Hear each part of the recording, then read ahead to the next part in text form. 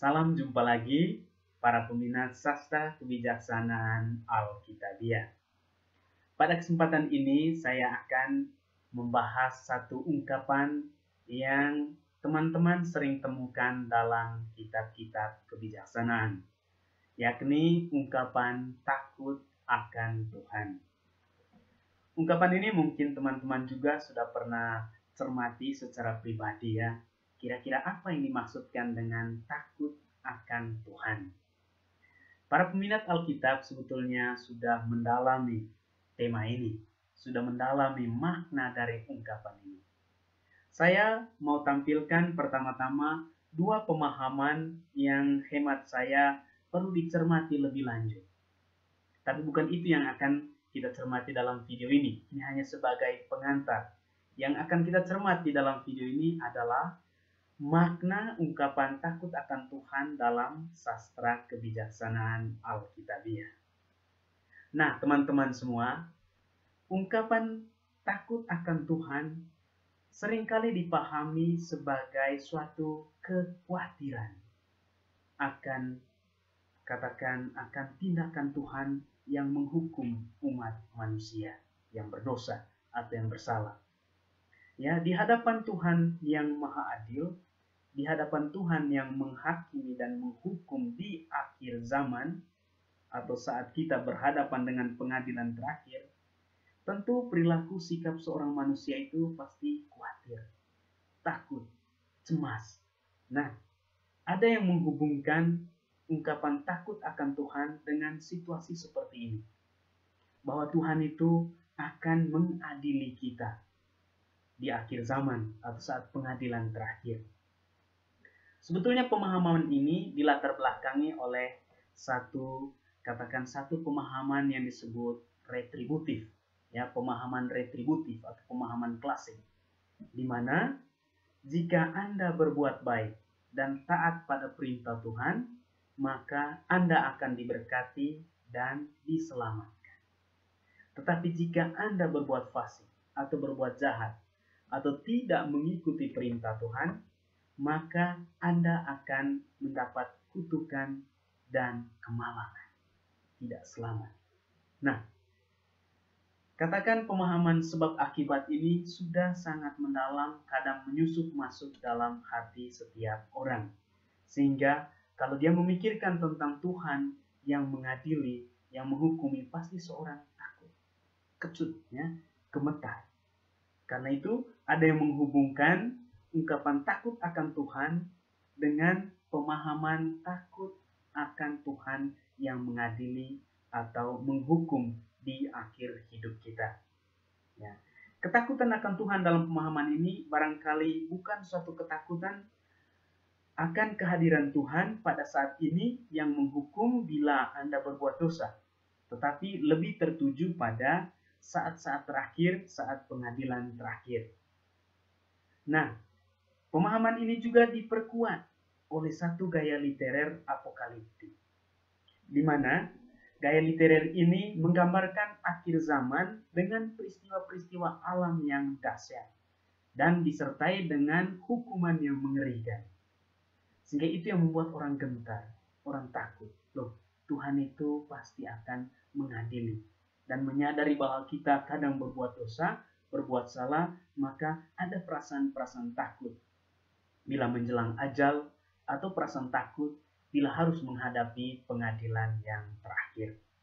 Ini salah satu pemahaman menurut saya yang perlu dicermati untuk melihat apakah Tuhan itu perlu ditakuti seperti itu, atau mungkin perlu ada pemahaman lain yang pas yang ditawarkan oleh Alkitab itu sendiri. Itu yang pertama.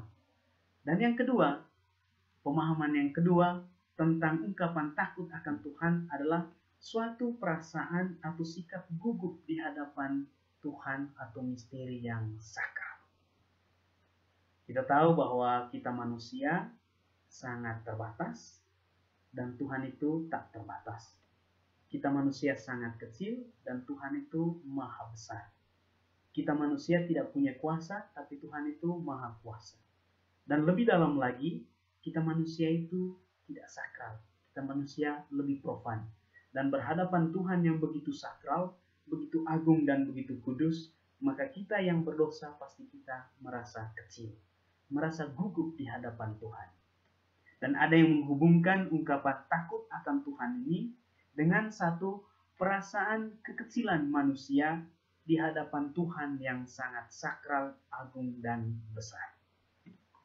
Sebetulnya pemahaman ini sudah dicermati oleh banyak peminat Alkitab yang mereka hubungkan dengan salah satu ungkapan dari Rudolf Otto, Mysterium tremendum et fascinans. Bahwa Allah itu satu misteri yang tremendum, ya, satu yang dasar, satu yang besar, dan kadang tidak bisa dihadapi oleh kapasitas manusia yang terbatas. Namun juga et fascinans, artinya Tuhan itu bisa didekati, Tuhan itu baik, Tuhan itu pencinta, Tuhan itu berjalan bersama kita, Tuhan itu masuk dalam sejarah umat manusia. Tetapi di hadapan, katakan, realitas misteri yang tremendum, yang dahsyat, yang besar, yang sakral, manusia yang begitu terbatas pasti dia merasa kecut, ya, dia merasa takut, gemetar, khawatir, atau gugup. Nah, ungkapan-ungkapan ini kadang dihubungkan oleh peminat Alkitab dengan beberapa teks dalam Perjanjian Lama.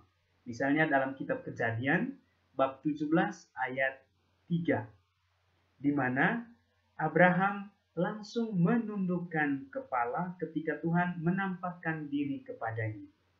Abraham merasa kecil, merasa takut di hadapan penampakan Tuhan yang begitu mulia dan agung.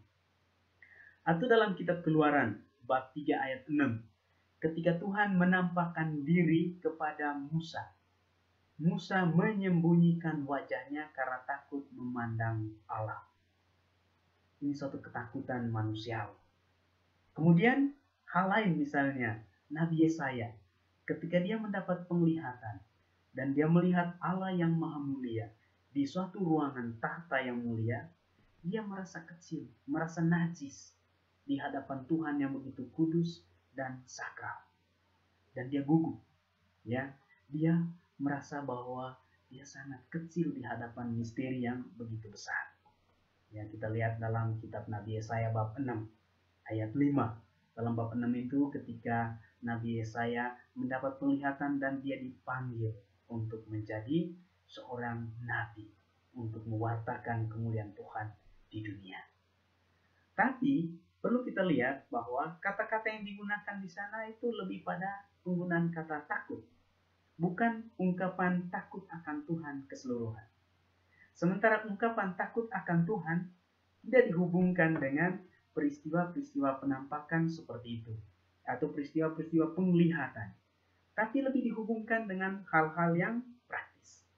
Maka, mari kita pertama, kita lihat, kita cermati ungkapan takut akan Tuhan dalam kitab-kitab Taurat Musa. Dalam kitab-kitab Taurat Musa, ungkapan takut akan Tuhan lebih dihubungkan dengan sikap taat kepada perintah-perintah Tuhan. Ya, ungkapan takut akan Tuhan dikaitkan dengan nuansa perjanjian, di mana Allah adalah Allah orang pilihan umat Israel. Dan antara Allah dan umat Israel, mereka melakukan perjanjian. Dan sikap takut akan Tuhan adalah sikap dari orang pilihan atau umat Israel yang taat pada perjanjian dengan Tuhan sendiri. Nah, ini sikap takut akan Tuhan sebagai tanggapan atau sikap kaum terpilih dalam menjalankan perjanjian dengan Tuhan sendiri. Di sini lebih digarisbawahi sikap taat kepada perintah Tuhan atau sikap iman yang tulus di hadapan Tuhan. Nah, teman-teman semua, kita bisa lihat 1-2 teks sehubungan dengan ini, ya. Misalnya dalam kitab Kejadian bab 22 ayat 12. Dikatakan bahwa Abraham itu takut akan Allah. Namun dalam teks ini tidak dituliskan bahwa ketakutan Abraham itu disertai dengan, katakan, perilaku menyembunyikan diri menyembunyikan diri atau menutup wajah atau gemetar di hadapan Tuhan. Tidak disertai dengan fenomen-fenomen seperti itu. Hanya disebutkan bahwa setelah ia setia dalam iman, taat dalam berharap, Abraham takut akan Allah. Abraham taat pada perintah Allah. Ia mengikuti apa yang diinstruksikan oleh Allah sendiri. Dalam teks ini dikaitkan dengan katakan ketika Tuhan sendiri meminta supaya anak sulung, anak tunggalnya Ishak dipersembahkan, dikurbankan kepada Allah. Dan Abraham melaksanakan hal itu. Tapi ketika Tuhan melihat bahwa dia taat, dia takut akan Allah, maka Tuhan menggantikannya dan menggagalkan persembahan yang telah Abraham rencanakan sesuai dengan yang dimintakan oleh Tuhan sendiri. Disinilah letak makna takut akan Allah dari Abraham. Dia taat pada instruksi dari Tuhan dan hanya berharap kepada Tuhan. Yang kedua, misalnya teks Kejadian bab 42 ayat 18. Yusuf, salah satu dari ke-12 anak Yakub, dikatakan bahwa ia takut akan Tuhan dalam hal berbelas kasih terhadap saudara-saudaranya. Ia tidak mau berlaku salah terhadap mereka. Ya, dia tahu bahwa mereka telah menjual dia kepada saudagar di Mesir, dan ketika mereka kelaparan, mereka harus mengadu, ya, mereka harus merujuk kepada dia, dan dia siap membantu mereka. Kemudian dia mau tidak mau harus menyingkapkan dirinya kepada mereka bahwa dia adalah saudara mereka. Dan sikap Yusuf ketika dia berbelas kasih kepada saudara-saudaranya itu adalah salah satu sikap takut akan Allah. Dalam Keluaran bab 20 ayat 20 misalnya, takut akan Tuhan dimengerti sebagai perlakuan yang baik dari seseorang sambil dia menghindari perbuatan dosa. Jadi takut akan Tuhan adalah berbuat baik sambil menghindari berbuat dosa misalnya. Kemudian dalam kitab Imamat bab 19 ayat 14 dan bab 25 ayat 17. Takut akan Tuhan itu merupakan bagian dari perintah atau hukum yang Tuhan berikan kepada umat pilihannya. Jadi ungkapan takut akan Tuhan dikaitkan secara erat dengan perintah-perintah yang Tuhan berikan kepada bangsa Israel. Demikian pun dalam kitab Ulangan. Dalam kitab Ulangan, khususnya Ulangan bab 13 ayat 4, dikatakan di sana bahwa orang yang takut akan Tuhan adalah mereka yang mendengarkan perintahnya, berpegang teguh pada perintahnya, dan berbakti kepadanya. Ya, bisa dilihat juga dalam bab 4 ayat 10, bab 8 ayat 6 dari kitab Ulangan. Namun selain berbakti kepada Allah dan menaati perintahnya, juga diharapkan bahwa orang yang takut akan Tuhan adalah orang yang taat dan siap melayani Tuhan dan sesama. Ya, kita bisa lihat dalam kitab Ulangan bab 6 ayat 24. Nah, teman-teman semua, kita sudah melihat bagaimana kitab-kitab Taurat Musa memberikan makna terhadap ungkapan takut akan Tuhan. Jadi, takut akan Tuhan dalam konteks kitab-kitab Taurat Musa lebih dihubungkan, dikaitkan dengan perintah, katakan menaati perintah-perintah Tuhan. Ya, selain menaati perintah Tuhan, juga dihubungkan dengan katakan sikap mengabdi, sikap berbelas kasih. Dan juga selalu dikaitkan dengan bagaimana ketaatan iman kaum pilihan dalam menjalankan perjanjiannya dengan Allah yang memilih mereka. Nah, itu katakan pemahaman yang kita bisa cermati dari beberapa teks dari kitab-kitab Taurat Musa. Sekarang kita masuk dalam sastra kebijaksanaan. Dalam sastra kebijaksanaan Alkitabiah, dalam kitab-kitab kebijaksanaan, sebetulnya ungkapan takut akan Tuhan itu dikaitkan secara erat dengan hikmat dan kebijaksanaan itu sendiri.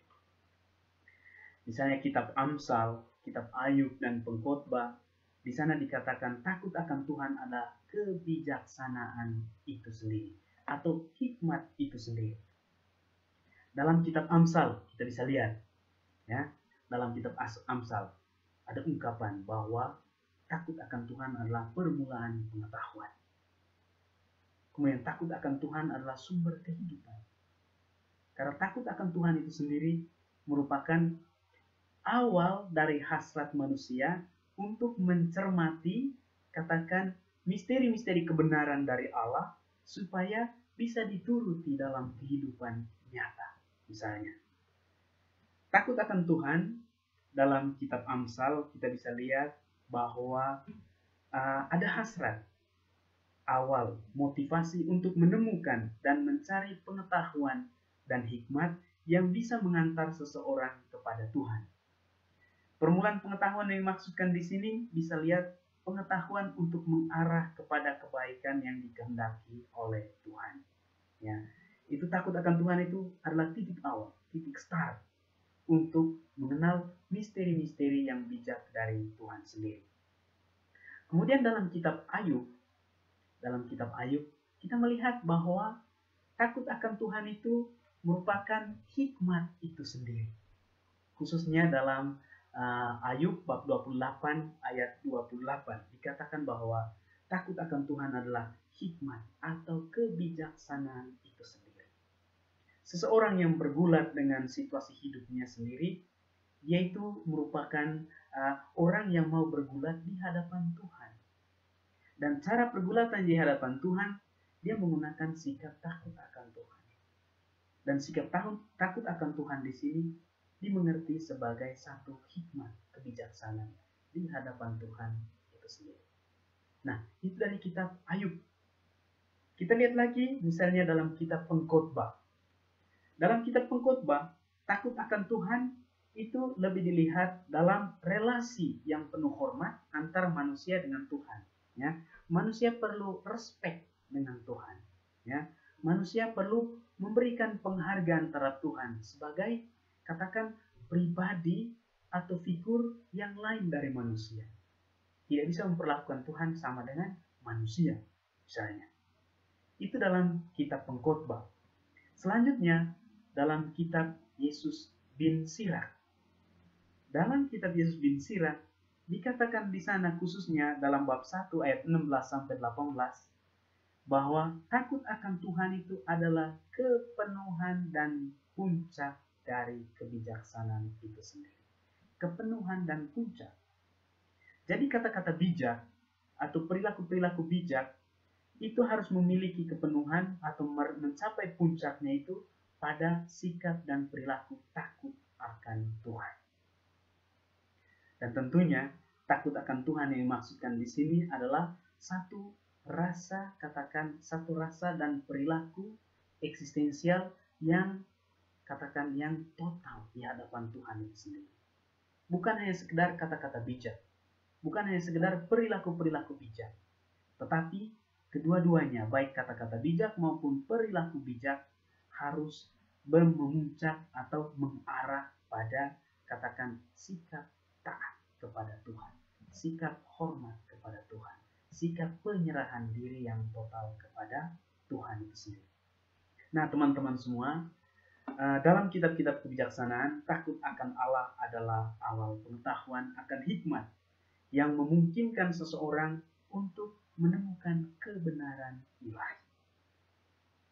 Dan dalam pencarian itu, ya, dalam kedekatan dengan Tuhan, Tuhan pasti merevelasikan, menyingkapkan kebenaran. Dan kebenaran itu memungkinkan manusia hidup dengan bijak. Manusia hidup sesuai dengan kehendak Tuhan. Sikap bijak adalah, di sini yang dimaksudkan adalah sikap penyerahan diri kepada Tuhan, sikap menemukan kehendak Tuhan, dan menjalankan apa yang dikehendaki. Nah, teman-teman semua, sekarang kita akan rangkum secara keseluruhannya kira-kira apa yang dimaksudkan dengan takut akan Tuhan dalam sastra kebijaksanaan. Saya ringkaskan demikian.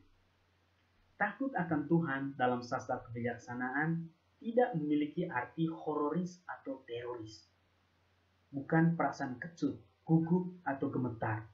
yang membuat seseorang menjauhi atau bersembunyi dari Tuhan, tetapi merupakan sikap positif yang setia, penuh penghormatan, selalu aktif mencari kehendak Tuhan, dan menjalankan perintahnya dengan penuh penyerahan diri dan kesalehan yang mendalam. Nah, dengan demikian, takut akan Tuhan itu bukan satu sikap pasif, di mana seseorang bisa merasa kaku, bisa merasa katakan kikuk, merasa gugup, gemetar di hadapan Tuhan.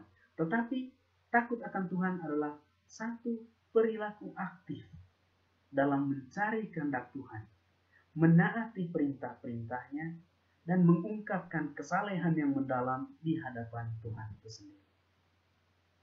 Takut akan Tuhan di sini kita bisa pahami sebagai satu tindakan aktif, bukan satu perilaku pasif. Ya, takut akan Tuhan membuat orang tidak tinggal diam, tapi selalu mencari, selalu mencermati, selalu melihat apa yang Tuhan mau atau apa yang Tuhan kehendaki dalam hidupnya. Semoga penjelasan singkat ini bisa membantu sahabat-sahabat semua untuk memahami ungkapan takut akan Tuhan secara luas. Bukan secara sempit, hanya melihat bahwa takut akan Tuhan itu adalah sikap, katakan kekhawatiran, kecemasan atau ketakutan suatu saat Tuhan akan menghukum atau mengadili kita karena kita berbuat salah atau berbuat dosa. Bukan saja juga suatu sikap gemetar di hadapan Tuhan yang kudus, yang sakral, yang begitu besar. Tetapi takut akan Tuhan adalah satu sikap yang bijak, satu perilaku yang bijak di hadapan Tuhan dan di hadapan sesama, sambil terus mencari kehendak Tuhan, menjalankan perintah-perintahnya, taat kepadanya, dan mengungkapkan sikap kesalehan yang mendalam kepada Tuhan. Sikap respek, menghargai, dan bahkan tiba pada penyembahan yang benar kepada Tuhan yang diyakini atau yang ditakuti. Teman-teman semua, demikian saja penjelasan singkat saya tentang ungkapan takut akan Tuhan. Semoga berguna bagi pemahaman kalian ketika membaca teks-teks kitab-kitab kebijaksanaan, di mana ungkapan takut akan Tuhan itu muncul atau tampil. Terima kasih banyak.